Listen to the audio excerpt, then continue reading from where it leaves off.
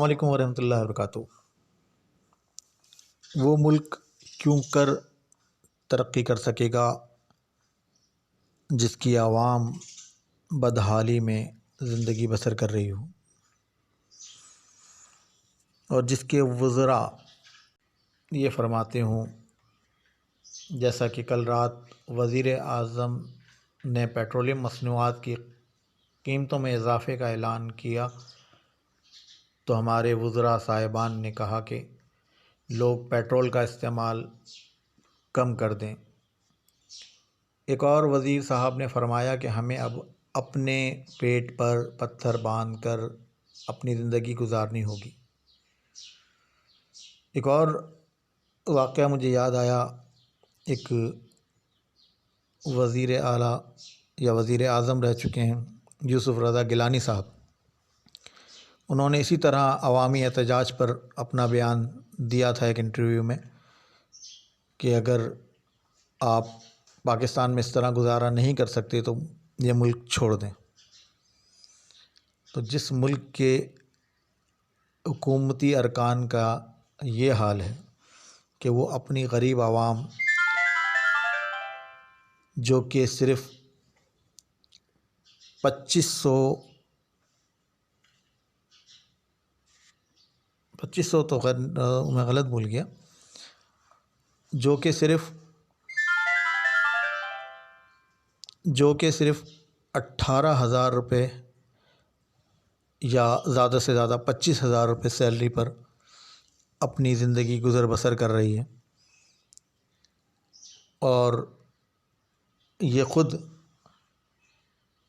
جو ہمارے یہاں وزراء ہیں ان کی سیلریز آپ لوگ کو معلوم ہے کہ کیا کیا ماشاءاللہ سے ان کی سیلریز ہوتی ہیں، اس کے علاوہ ان کو دیگر مراعات الگ ملتی ہیں۔ ہمارے اسٹیٹ بینک کے گورنر صاحب، ان کی تنخواہ 25 لاکھ بتائی جاتی ہے۔ اس کے علاوہ ہمارے جو اسٹیٹ بینک کے چیئرمین صاحب ہیں ان کی تنخواہ کم و بیش 5.5 لاکھ اور دیگر مراعات الگ۔ اسی طرح ہمارے جج صاحبان، اور خاص طور پہ جب یہ جج صاحبان ریٹائر ہوتے ہیں تو وہ اس ملک میں تو رہتے ہی نہیں ہیں۔ ہاں، پھر اس طرح کی باتیں سن کے دل خون کے آنسو نہ روئے تو اور کیا کرے۔ یہی حال ہمارے بڑے بڑے رینکوں پر بیٹھے جنرل اور کرنلوں کا ہے۔ ماشاءاللہ سے ریٹائر ہونے کے بعد بھی کچھ کم فیسلٹیز یا پینشنز نہیں ہوتی، لیکن چلو انہوں نے اس ملک کے لیے کچھ نہ کچھ تو کیا۔ اس ملک کے لیے انہوں نے جنگیں لڑیں، اس ملک کو محفوظ رکھنے کے لیے اپنے کردار کو کسی نہ کسی طرح تو نبھایا۔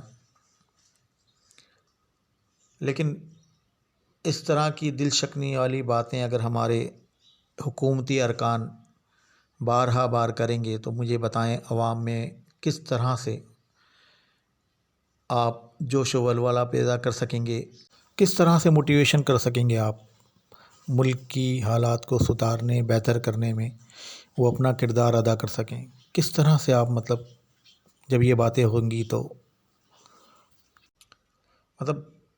یہ میسج جو میں نے پڑھا اور اس کے اوپر جو میں اس وقت آپ سے بات کر رہا ہوں، مجھے سمجھ نہیں آ رہا کہ میں کون سے ایسے الفاظ استعمال کروں جس کی وجہ سے میری ذہنی کڑواہٹ جو ہے وہ کسی طرح کم نظر آئے۔ آپ خود اتنی بھاری بھاری تنخواہیں لے کر، اتنے بھاری بھاری بھرکم آپ کے جائیدادیں، پراپرٹیاں، تو بالکل ہی ایک الگ سا میٹر ہے نا اس ملک کے اندر، پاکستان کے اندر۔ آپ نے تو مذاق بنا لیا ہے، سب نے نچوڑ لو غریب عوام کو، جو کچھ ہے ان کے پاس وہ بھی لے لو، اور پھر وہ ملک پہ بھی نہیں لگتا. یعنی اگر ہمارے اوورسیز پاکستانی اللہ انہیں سلامت رکھے، وہ جتنی امداد یہاں پاکستان میں بھیجتے ہیں شاید ہی کہیں اور سے آتی ہو. تو شاید اگر ہمارے یہاں حکومتیں مخلص ہوں اس ملک سے تو کب کے قرضے اتر چکے ہوتے. لیکن ہم بھی تو عجیب ہیں، کسی نہ کسی خالد بن ولید کا انتظار کرتے رہتے ہیں. ہم خود نہیں کھڑے ہوتے کہ کھڑے ہوں انہیں کہیں کہ بھائی اب ایسے نہیں چلے گا. ہم کسی کو بھی اب ایسا اس ملک کے ساتھ نہیں کرنے دیں گے. لیکن ہم تو آپس میں لڑنے میں لگے ہوئے ہیں، جس کا یہ پورا فائدہ اٹھاتے ہیں. سندھی، پنجابی، مہاجر سب ہم نے اپنی اپنی پارٹیاں بنا کے بٹے ہوئے ہیں، لڑ رہے ہیں، لڑے چلے جا رہے ہیں. کچھ نہیں ملتا تو دینی معاملات پہ لڑنا شروع کر دیتے ہیں، فرقے بنا کے لڑنا شروع کر دیتے ہیں. مطلب ہمیں تو انہوں نے مصروف کر رکھا ہے انہوں نے نا، اور ہم مصروف ہوئے ہوئے ہیں بلا وجہ. خیر کیا کہوں اس سے آگے، آپ لوگ خود سمجھدار ہیں. میری بات میں اگر کچھ سچائی، کچھ بہتری لگے تو اسے دیگر دوستوں کو بھی فارورڈ کیجیے گا. خدا را اس ملک کو بچائیے.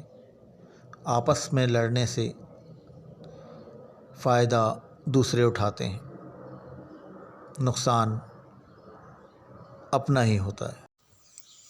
پاکستان زندہ باد، پاک فوج زندہ باد. پاکستان نور ہے اور نور کو زوال نہیں.